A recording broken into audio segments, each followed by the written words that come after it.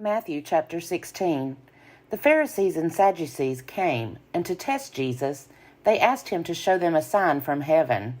He answered them, "When it is evening, you say, 'It will be fair weather, for the sky is red.' And in the morning, 'It will be stormy today, for the sky is red and threatening.' You know how to interpret the appearance of the sky, but you cannot interpret the signs of the times. An evil and adulterous generation asks for a sign, but no sign will be given to it except the sign of Jonah." Then he left them and went away.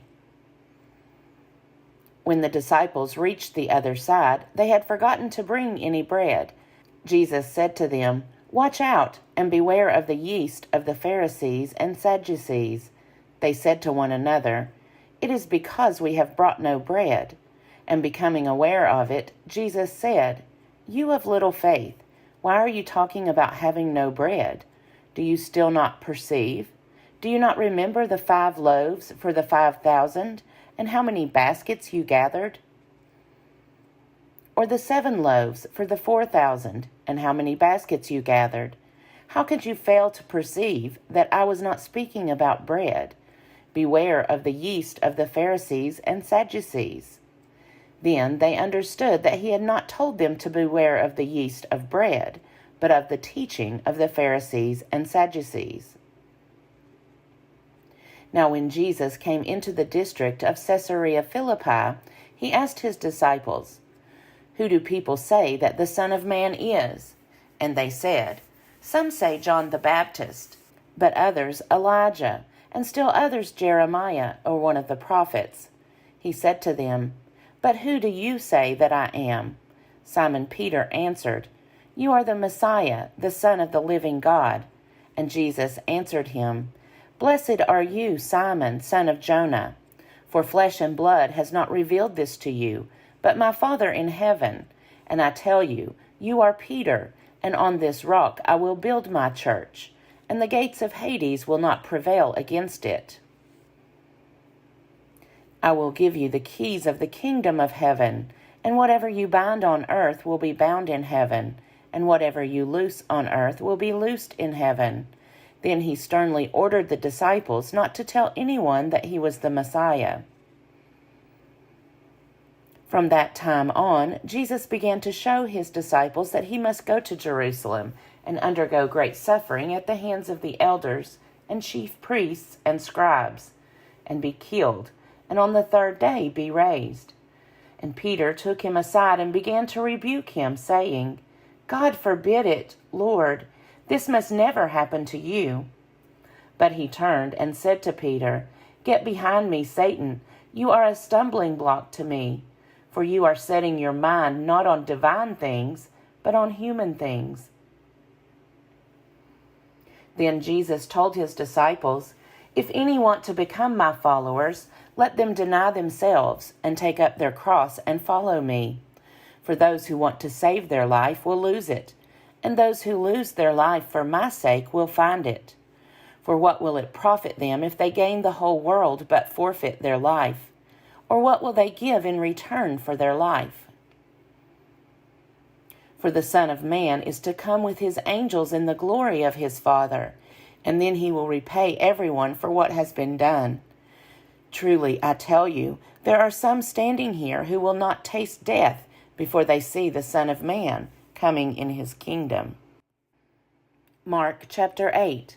In those days, when there was again a great crowd without anything to eat, he called his disciples and said to them, "I have compassion for the crowd, because they have been with me now for 3 days and have nothing to eat. If I send them away hungry to their homes, they will faint on the way. And some of them have come from a great distance." His disciples replied, "How can one feed these people with bread here in the desert?" He asked them, "How many loaves do you have?" They said, 7. Then he ordered the crowd to sit down on the ground, and he took the 7 loaves, and after giving thanks he broke them and gave them to his disciples to distribute, and they distributed them to the crowd. They had also a few small fish, and after blessing them, he ordered that these too should be distributed. They ate and were filled, And they took up the broken pieces left over, 7 baskets full. Now there were about 4,000 people, and he sent them away. And immediately he got into the boat with his disciples and went to the district of Dalmanutha. The Pharisees came and began to argue with him, asking him for a sign from heaven to test him. And he sighed deeply in his spirit and said, "Why does this generation ask for a sign? Truly, I tell you, no sign will be given to this generation." And he left them, and getting into the boat again, he went across to the other side. Now the disciples had forgotten to bring any bread, and they had only 1 loaf with them in the boat. And he cautioned them, saying, "Watch out, beware of the yeast of the Pharisees and the yeast of Herod."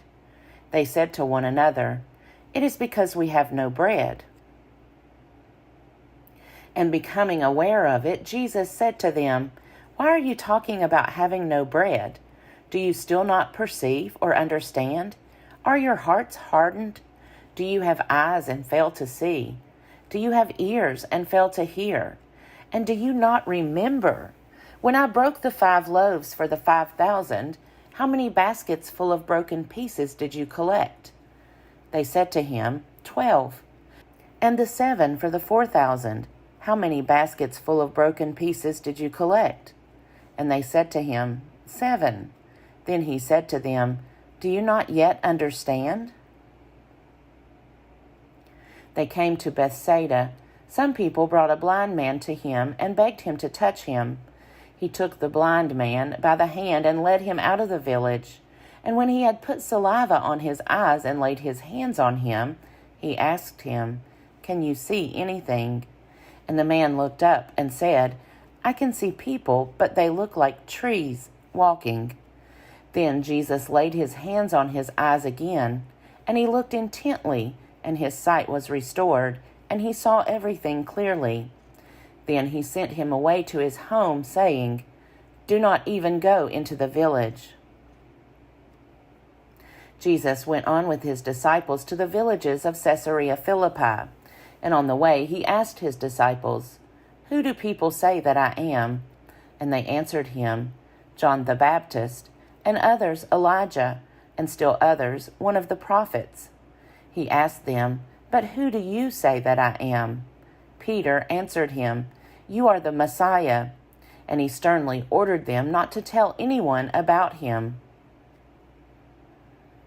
Then he began to teach them that the Son of Man must undergo great suffering, and be rejected by the elders, the chief priests, and the scribes, and be killed, and after 3 days rise again.